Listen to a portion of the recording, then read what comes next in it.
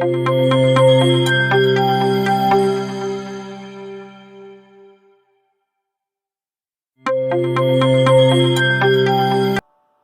irmãos, a paz do Senhor Jesus, graças a Deus por mais esta oportunidade que o Senhor está nos concedendo de estarmos juntos, através deste canal no YouTube, para falarmos mais uma vez sobre mais uma lição desse segundo trimestre do ano 2023, a qual nós estamos estudando. Nós vamos estudar hoje sobre a quarta lição, que tem por título Ídolos na Família.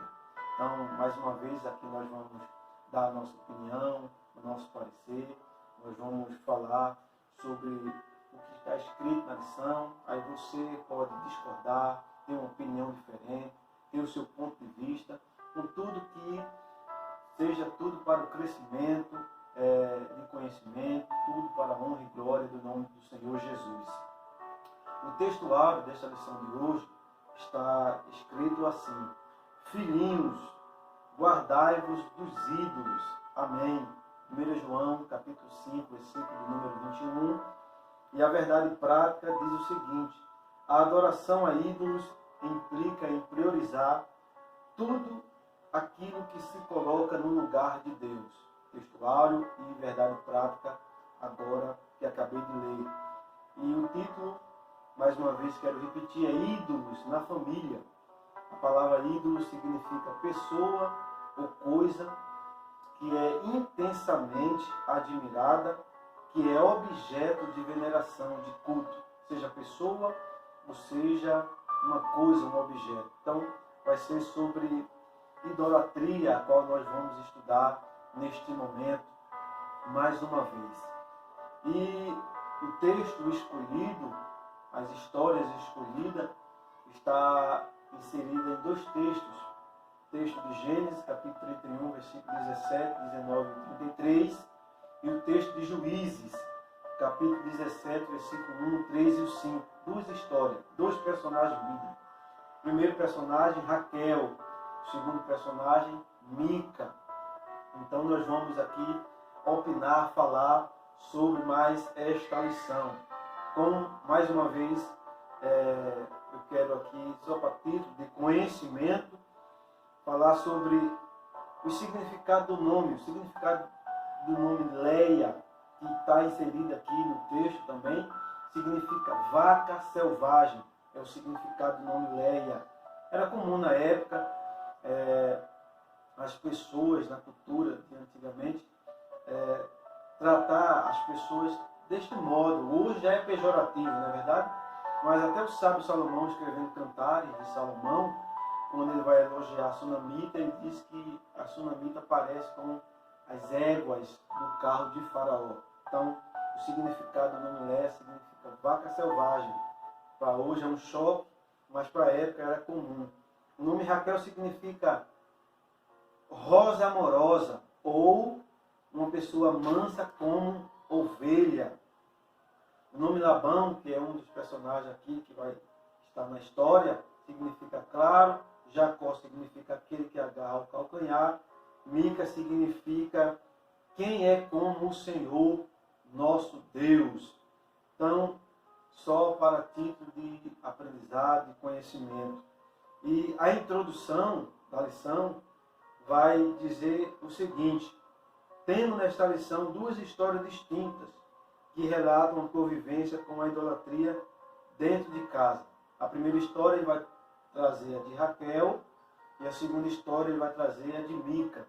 E a pergunta que eu quero fazer de antemão é se Raquel era idólatra. Raquel era uma pessoa que se curvava diante dos deuses. Raquel era uma pessoa que se curvava diante dos ídolos. Raquel era idólatra. Para os irmãos e as irmãs que assistirem este vídeo, pensarem nessa pergunta. Aí, como falei, as duas histórias principais é Raquel e Mica. E ele vai trazer aqui já no primeiro tópico da lição a seguinte expressão: os ídolos encontrados na tenda de Raquel. os ídolos encontrados na tenda de Raquel. Já de partida eu quero aqui falar que os ídolos não foram encontrados na tenda de Raquel. Encontrados, ou seja, Labão encontrou? Não. Os ídolos estavam na tenda de Raquel. Os ídolos estavam lá. Ela furtou os ídolos do seu pai Labão. Mas os ídolos não foram encontrados na tenda dela. Labão, quando soube que Jacó tinha ido embora, Labão foi atrás de Jacó com os seus filhos e encontrou. Aí Labão entra na tenda de Jacó, Labão entra na tenda de Leia e Labão entra na tenda de Raquel. E o texto bíblico vai dizer que Labão não encontrou nada, ídolo nenhum, mas os ídolos estavam na tenda de Raquel. Isso é bíblico, mas os ídolos não foram encontrados lá. Ninguém encontrou, ok? Então a gente vai dar continuidade sobre esse primeiro tópico. O primeiro item diz o seguinte: a fuga de Jacó e sua família para a terra prometida. Diz assim: depois de muitos anos de trabalho para o seu sogro Labão, tendo prosperado muito, Jacó resolveu voltar à terra de seus pais. Aí mais para frente o comentarista também vai colocar essa expressão: Jacó resolveu fugir da terra de Labão sem falar nada a ninguém. A palavra resolveu significa tomar uma atitude, uma decisão por conta própria. Este é o significado da palavra. Algo que não ocorreu com Jacó. Ele não tomou essa decisão por conta própria. Ele não decidiu sair da terra de Labão, fugir, como está escrito no texto, por conta própria. Não, de maneira nenhuma. Ele decidiu, depois de perceber que os filhos de Labão estavam dizendo que ele tinha enriquecido porque tinha furtado, tinha pegado a riqueza de Labão, e é por isso que ele tinha prosperado tanto. Isso Jacó ouviu, Jacó foi orar a Deus, Deus orientou ele a sair da terra de Labão, a fugir, a ir para a terra novamente dos seus pais. Então, quando Jacó ouve a resposta de Deus, quando Jacó escuta o que Deus está lhe orientando, Jacó manda chamar Leia e Raquel, conversa com elas, explica a situação, diz o que está acontecendo e diz assim: ó, o rosto do seu pai Labão já não é como o de antes, ou seja, os filhos de Labão estavam fermentando o assunto e Labão tinha colocado no coração dele que realmente Jacó tinha enriquecido porque tinha furtado a ele. E quando Jacó explica toda a situação às suas esposas diz o seguinte: faça o que Deus tem lhe orientado. Então Jacó não tomou a decisão por conta própria de sair da terra de Labão. Não, muito pelo contrário.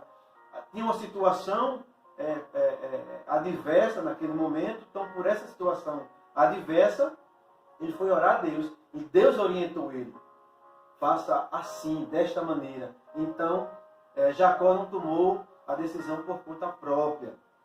E neste momento, Raquel vai até a tenda de Labão e furta os ídolos do seu pai. Os ídolos do seu pai. Ela é preocupada porque o seu pai não tinha deixado herança nenhuma para ela. E ela vai, entra na tenda e furta os ídolos do seu pai. Isso é o que está aqui, o parecer que eu estou dando é sobre este primeiro item, deste primeiro tópico aqui. O segundo item diz o seguinte: Labão descobre o furto dos seus ídolos domésticos. Labão era um homem idólatra e possuía pequenos deuses no interior de sua casa, para os quais ele orava e pelos quais acreditava ser ajudado. No interior da casa, traz a conotação de que era algo reservado, né? Não era exposto. No interior da casa, algo que não era exposto, era mais reservado. E pela opinião aqui do comentarista, ele diz que Labão acreditava ser ajudado por esses ídolos, né, que ele tinha.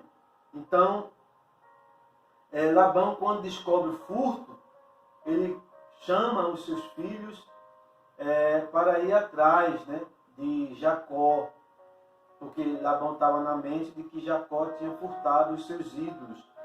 E Labão vai até Jacó para tentar descobrir se os ídolos estavam com eles ou não.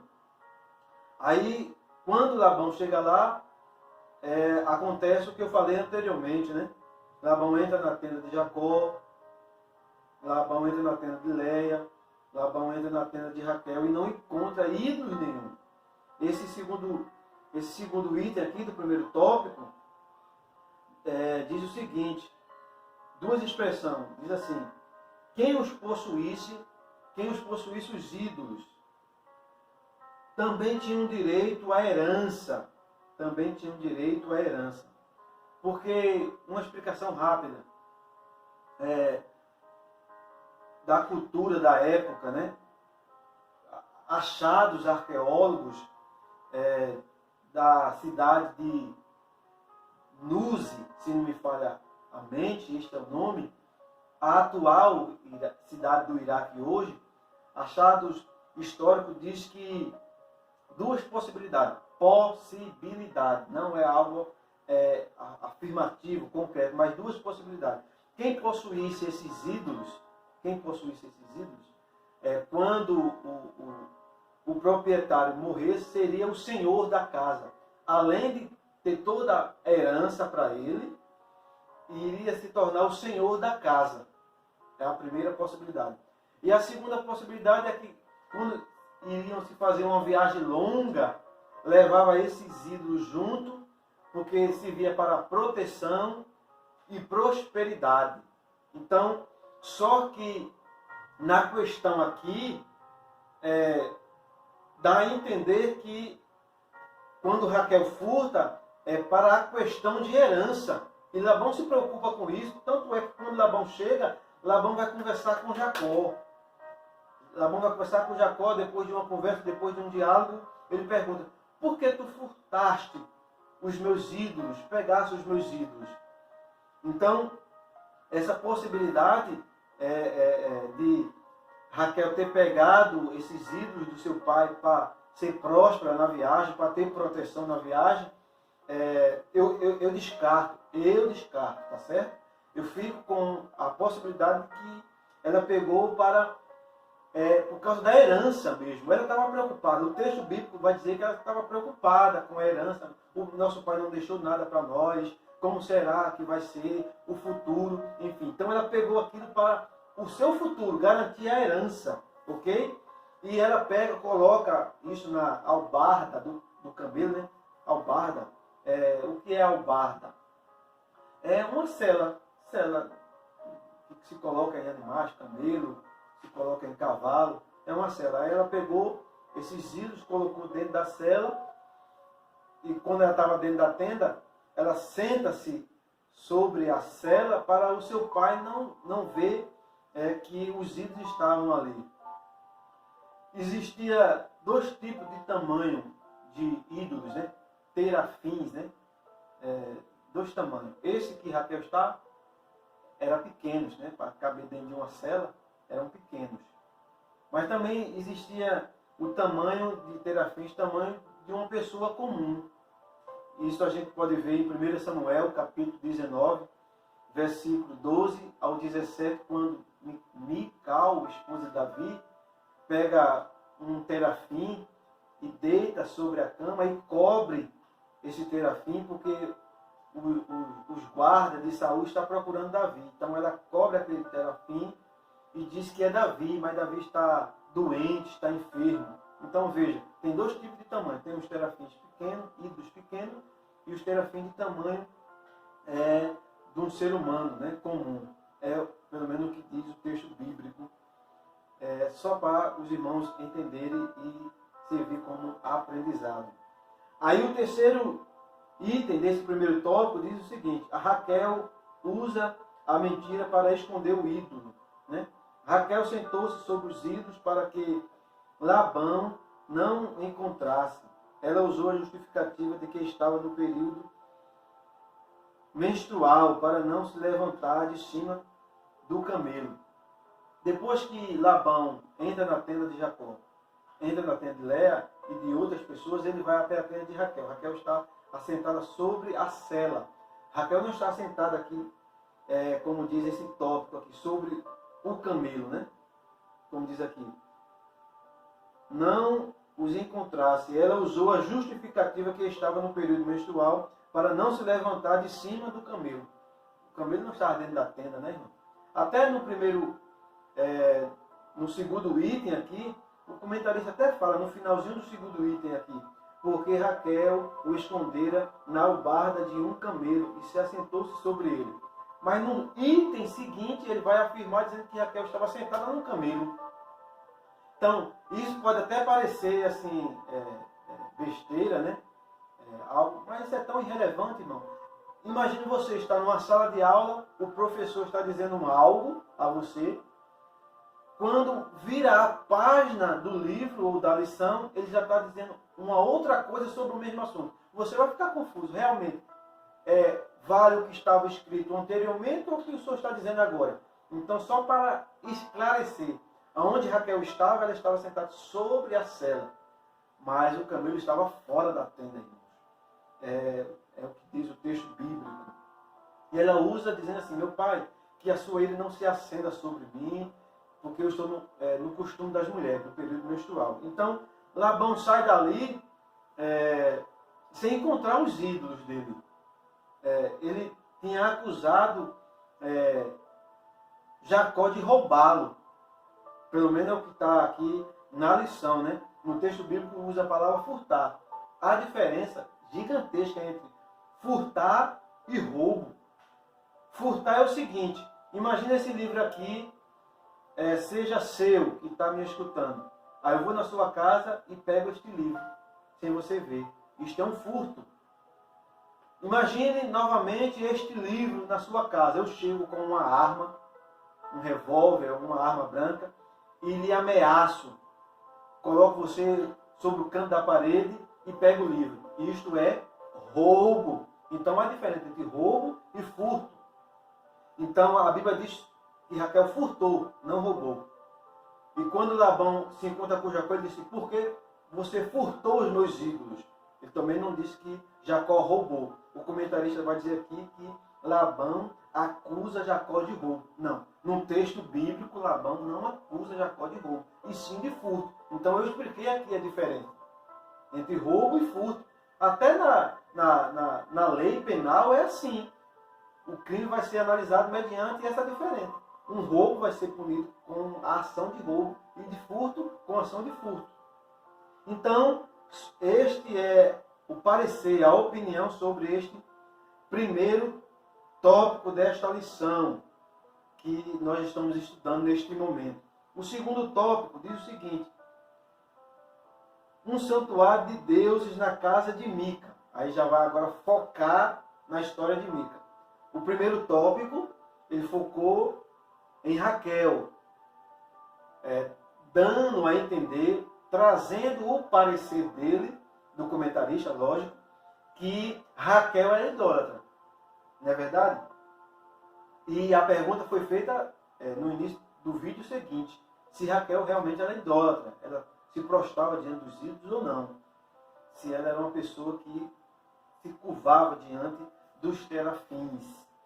E agora ele vai focar sobre Mica, sobre este personagem Mica. Diz assim o segundo tópico: a idolatria e o caráter antiético de Mica. Porque ele vai falar aqui sobre a situação de que Mica tinha, ele coloca aqui, roubado a própria mãe. Eu já expliquei a diferença entre roubo e furto. Mica furtou a mãe, não é verdade? Mica furtou a mãe. Este primeiro item desse segundo tópico, ele vai trazer o significado do nome Mica, que eu já disse no início, né? Quem é como o Senhor nosso Deus. E Mica, ele vai falar aqui sobre que Mica furtou, roubou, né? Ele vai dizer, roubou a sua própria mãe. A quantia foi de 1.100 peças, né, de prata. 1.100 peças de prata. Ele afirma aqui que a mãe de Mica era rica, né? era rica, muito rica. É o que está escrito aqui no primeiro tópico. Sua mãe vivia com ele. Ele afirma que a mãe de Mica morava com Mica. A gente vai ver se realmente a mãe de Mica morava com Mica ou morava em nenhuma outra residência. E que ela era rica, ou muito rica. O povo vivia na região montanhosa de Efraim. Tinha se corrompido por causa da idolatria. Havia em Israel, de modo geral, um abandono total dos mandamentos da lei de Moisés. Aí ele dá uma referência aqui. Juízes, capítulo 8, versículo 27. Se você for ler esse texto vai dizer que o povo estava se prostituindo. Aí você não... só para você entender, a palavra desse texto, prostituição, é idolatria. E não é ação sexual. Porque Deus vê como uma prostituição aquele que se curva diante de ídolos, está se prostituindo. Então, nesse texto de Juízes, capítulo 8, versículo 27, e outros textos bíblicos também, tem essa conotação de prostituição ser idolatria e não uma ação sexual. Estava acontecendo um sincretismo religioso, né? E o que significa sincretismo religioso? É a fusão, né? A fusão de diferentes doutrinas para formar uma outra doutrina, uma nova doutrina. Se junta várias doutrinas, várias crenças religiosas para se formar uma nova. Era o que estava acontecendo aqui no contexto religioso, no contexto espiritual, na época aqui desse personagem chamado Mica. Então este primeiro item deste segundo tópico traz o significado deste homem, diz que a mãe dele era muito rica, de que a mãe dele vivia com ele, só para aguçar a curiosidade dos irmãos, há uma possibilidade, e eu vou repetir, há uma possibilidade, eu não estou aqui afirmando nada, de maneira nenhuma, mas muitos estudiosos, rabinos, muitos biblistas, pessoas que são muito mais inteligentes, sábios do que eu, afirmam. É esta classe de pessoas que afirmam que a mãe de Mica era Dalila. Talvez você nunca ouviu falar. Mas há esta possibilidade. O irmão Eduardo só está afirmando que a mãe de Mica era Dalila? Não, eu não estou afirmando. Eu estou dizendo que tem uma classe gigantesca de estudiosos, de rabinos que acreditam nisso.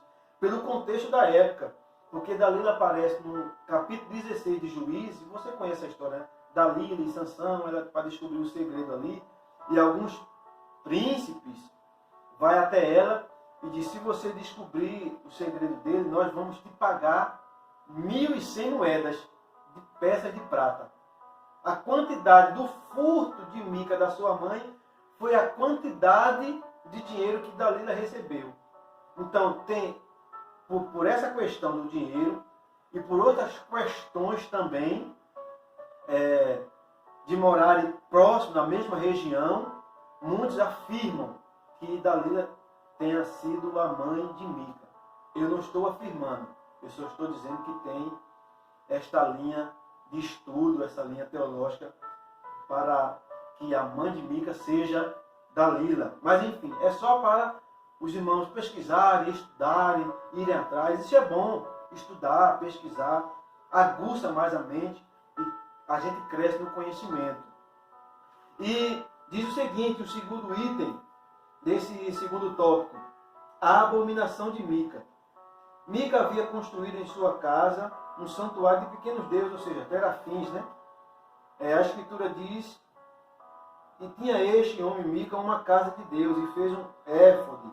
E o que é éfode? Éfode era um manto, né? Era uma vestimenta sacerdotal. Éfode é isso. E consagrou um dos seus filhos, né? Para que esse fosse sacerdote. E esse segundo item aqui, esse segundo tópico, vai falar a quantidade do furto, né? 1.100 ciclos de prata, equivalente a 13 quilos de metal. Cada ciclo equivalia a 12 gramas a 12 gramas.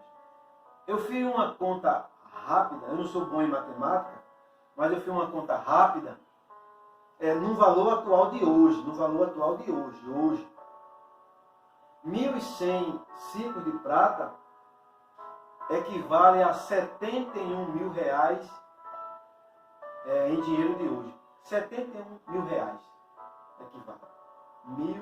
1.100 ciclos de prata.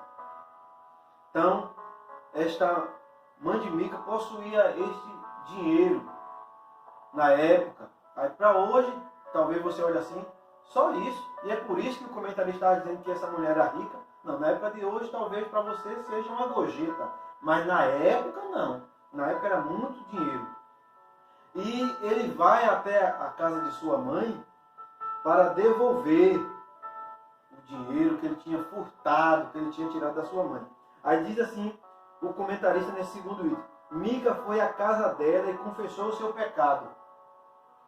Ô irmão, eu vou voltar aqui a folha da lição, aqui, e no primeiro item desse segundo tópico, o comentarista colocou aqui dizendo que a mãe de Mica morava com ele.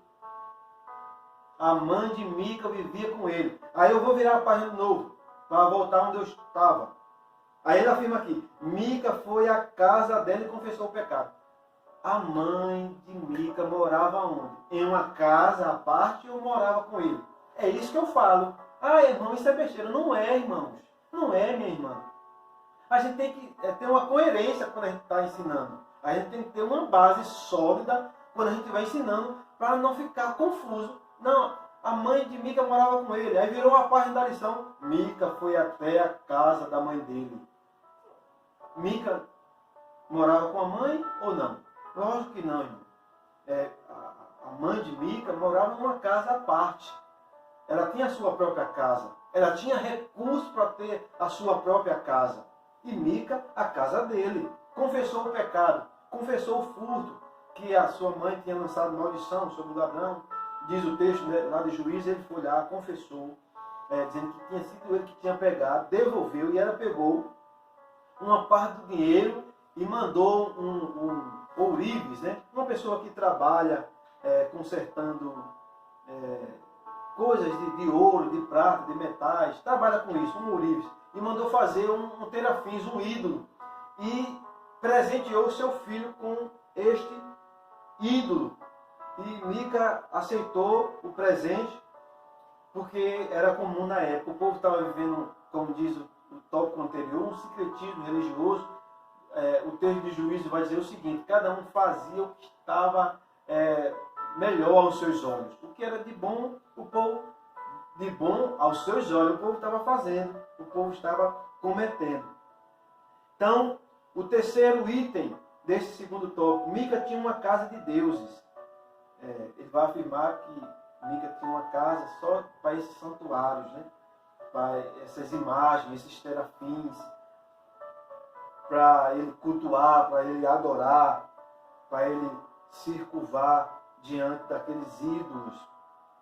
E diz o seguinte aqui, esse terceiro item, o que eu estava falando antigamente: cada um fazia o que lhe parecia certo, por conta própria. E depois de seus terafins em casa, de ter seus terafins em casa, Mica resolveu também mandar fazer um éfode. E eu já expliquei o que significa a palavra éfode, né? É um manto, é uma roupa sacerdotal. Por quê? Ele fez isto para pegar um de seus filhos e consagrar ele a sacerdote. Agora, só que ele não mandou fazer. O texto bíblico vai dizer que ele fez e não mandou fazer. Ele próprio fez esta roupa. Dá a entender que Mica, pelo texto bíblico, viu? Pelo texto, dá a entender que Mica trabalhava com isto, em ser artesão, né?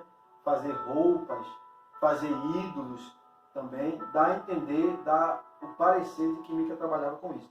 Então ele mandou fazer, como diz a lição, não. Ele fez o manto para o seu filho, consagrou. E depois, um jovem que vinha viajando, ele conversa com esse jovem, coloca o jovem dentro da casa dele, consagra ele também como sacerdote da casa, pega esse menino como o seu filho também. E quando ele toma essa atitude, ele diz assim: agora Deus vai me abençoar, porque eu estou fazendo o que é certo.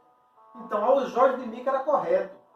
É o que ele estava fazendo na época. Não só ele, mas como sua mãe e as pessoas da época do período de Mica, este personagem bíblico.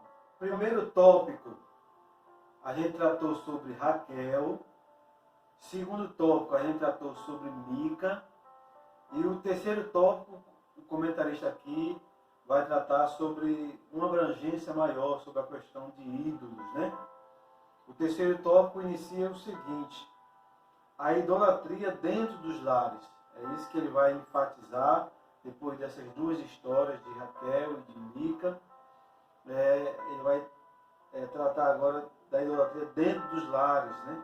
Especificamente trazendo para os dias atuais de hoje, a qual nós estamos.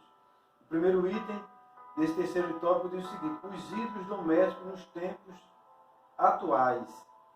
Aí diz assim: o apóstolo João enfrentou em seu ministério um problema com os ídolos caseiros. Ele deu início aqui a esse primeiro item desse terceiro tópico, dizendo que João enfrentou no seu ministério, ou seja, na sua carreira ministerial, problemas desse tipo. Baseando-se nessa frase que ele afirmou aqui, e a referência que ele colocou é 1 João capítulo 5, versículo 21, que está lá no texto áudio da lição. Ele colocou no seu ministério, né? João no seu ministério. Então tudo bem, porque pelo capítulo 5, versículo 21 de 1 João, João está tratando no texto do capítulo 5, do versículo 21, não está tratando de idolatria. Nem no capítulo 4, que é o contexto do capítulo 5, nem no capítulo 3. Agora, no ministério de João, na sua carreira ministerial, é como ele começa já esse item, João enfrentou isso. Ele pega esse texto por causa do último versículo: filhinhos, guardai-vos dos ídolos. Encerra ali esta primeira carta de João.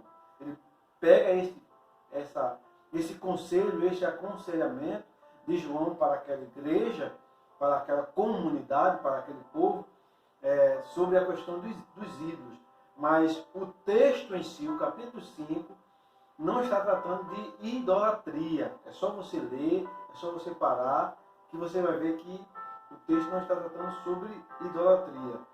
Aí mais para frente desse primeiro item, ele vai falar o que ele iniciou, né?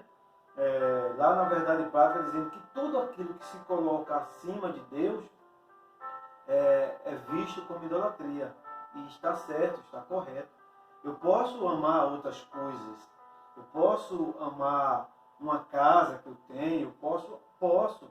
Agora eu só não posso idolatrar isso, colocar esses bens materiais acima de Deus, e nem muito menos pessoas acima de Deus. E isso vai se constituir uma idolatria, e isto é errado. Ele coloca aqui alguns exemplos, como emprego, carro, dinheiro, filho, pai, mãe, um estilo de vida, enfim.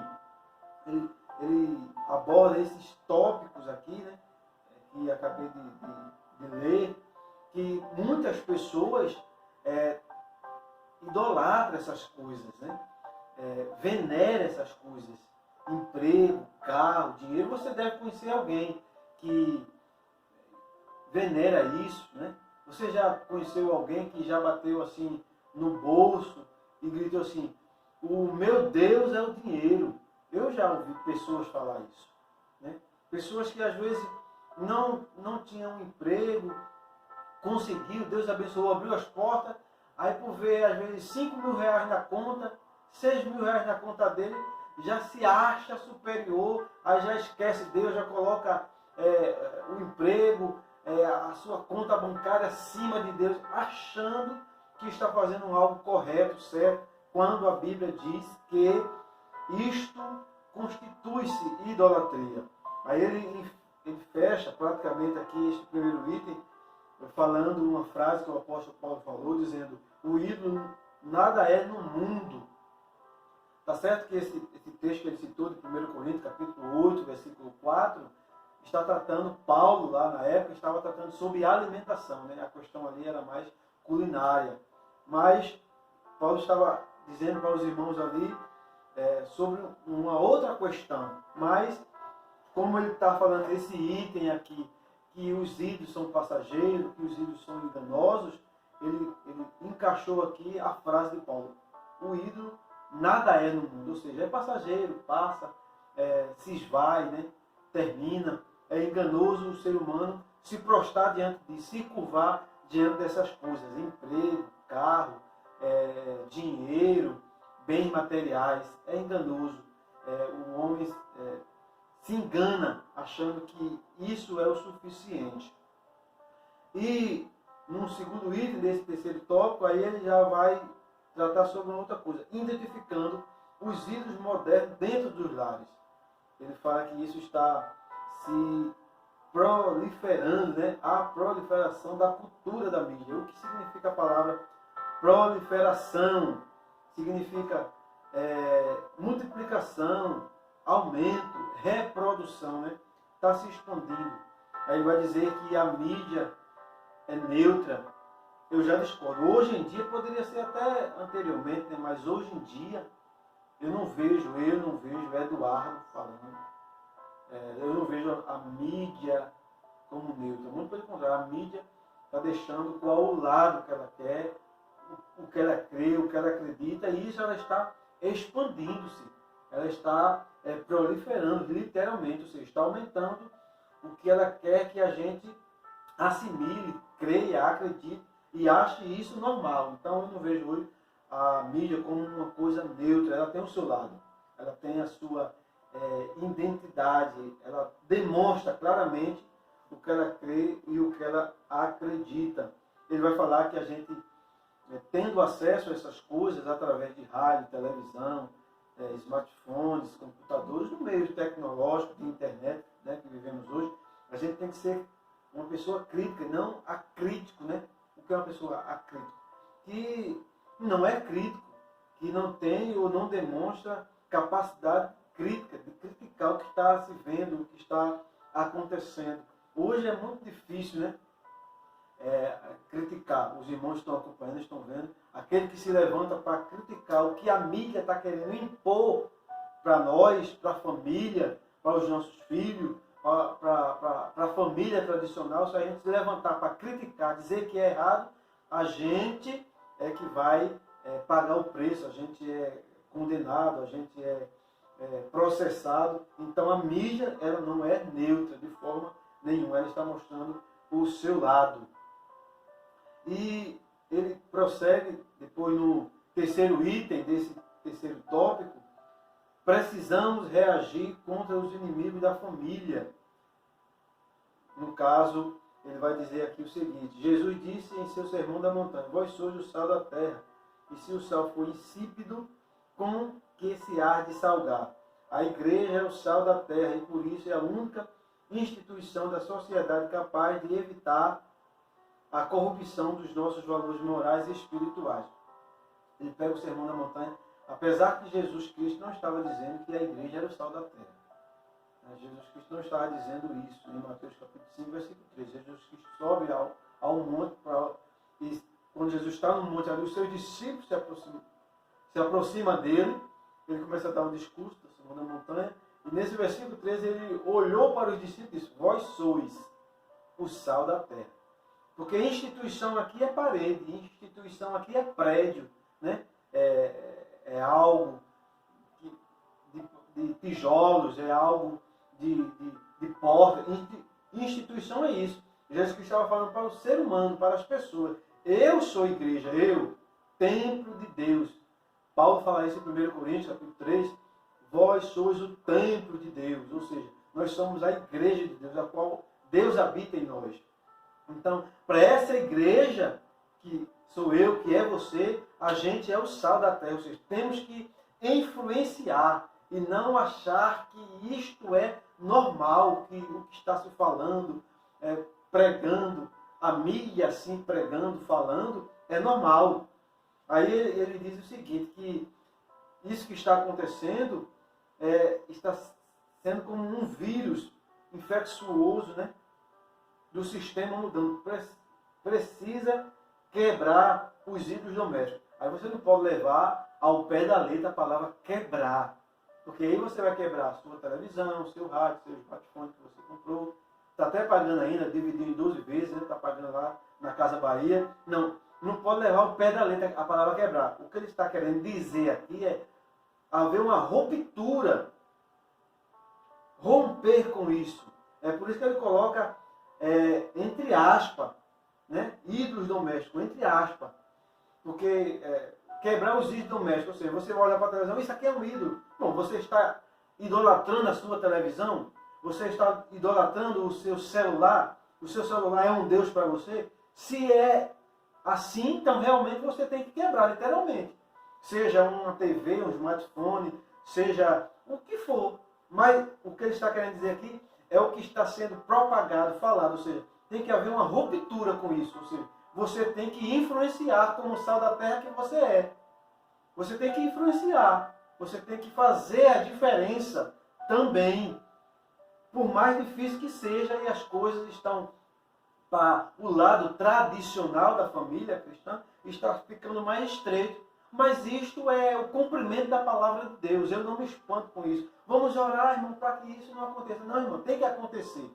Tem que acontecer, é o que está escrito. Agora, quando estiver acontecendo, eu e você não deve se curvar, não deve baixar a cabeça, não deve baixar as armas. A gente tem que ir avante, prosseguir, fazer o que Jesus Cristo disse. Vós sois o sal da terra, a luz do mundo, ou seja, a luz tem que expandir as trevas, dissipar as trevas. Então, a questão de quebrar aqui é haver uma ruptura, haver um desligamento com o sistema mudando, com esse vírus que está querendo infectar a família, os lares.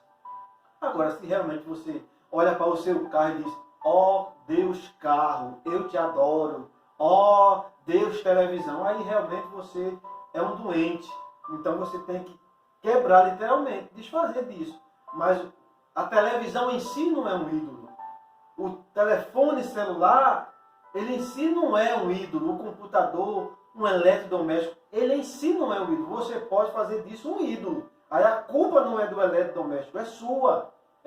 A culpa é totalmente sua, é minha, é nossa. Entendeu? Então a conclusão da lição, aqui ele vai dizer que a gente tem que criar barreiras espirituais e morais nos nossos lares, para criar os nossos filhos, preparar os nossos filhos para uma vida sadia, cristã, que glorifique a Deus. Ou seja, mas a gente tem que preparar barreiras espirituais não só para os nossos filhos, para nós mesmos, porque nós não estamos isentos de ser infectado com o sistema mudando, infectado com o que a mídia está pregando, propagando, falando, ensinando.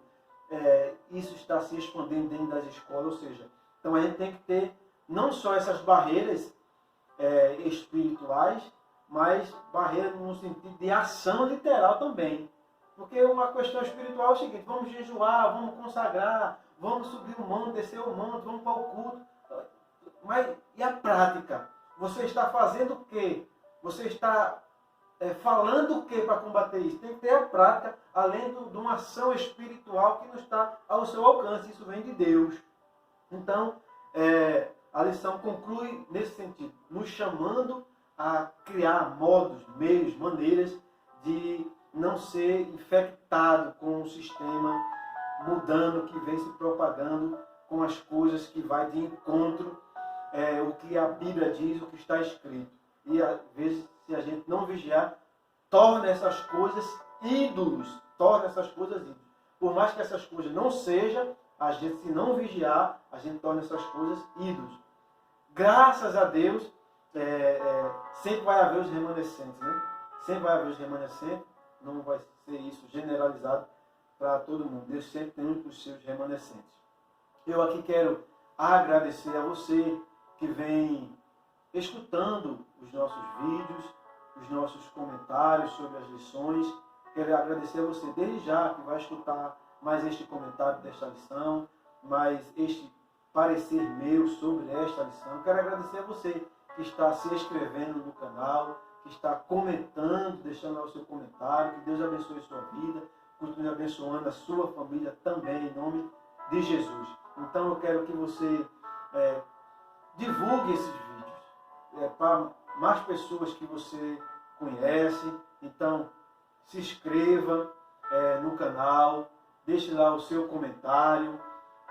Nós estamos com 59 inscritos. Eu estava vendo isso ontem, não vi hoje ainda. Graças a Deus e graças a você. Então vamos continuar assim para a gente chegar a mais inscritos em nosso canal. Aí a pergunta que eu fiz no início do vídeo, se Raquel era idólatra, né? Por que eu fiz essa pergunta? Porque o comentarista baseou a lição sobre Raquel e Mica, né? Dizendo que Raquel era idólatra pelo furto que ocorreu. Raquel furtou os ídolos do seu pai, não foi para adorar, não foi para reverenciá-lo, não, de maneira nenhuma. Raquel furtou os ídolos para uma questão de herança, ter uma posse na questão de herança. Raquel não era idólatra. Ela pode ter crescido e não é idólatra. Como o comentarista falou, e dizendo que Labão sim era idólatra. A Bíblia diz isso. Ele não tinha ídolos na sua casa, no interior da sua casa. Labão sim. Raquel não era idólatra. Ah, mas ela cresceu com o pai sendo idólatra. Você cresce às vezes com um filho dentro de casa, com um marido, com uma esposa, que é alcoólatra. Um exemplo. Você vai se tornar alcoólatra por causa disso? Não. Ela pode ter crescido com o pai sendo um idólatra. Mas Raquel não era idólatra. Ela roubou, ou furtou, né, melhor dizendo, não para adorar os ídolos do seu pai, não para reverenciar. Ela furtou por uma questão de medo de o seu futuro ficar sem herança. Ok, meus irmãos? Então, só para explicar, Raquel não era idólatra. O comentarista baseou-se a lição em Raquel sendo uma pessoa idólatra, mas eu quero afirmar que Raquel não era idólatra. Ela adorava ao Deus Todo-Poderoso. Que Deus abençoe e até a próxima lição, em nome de Jesus.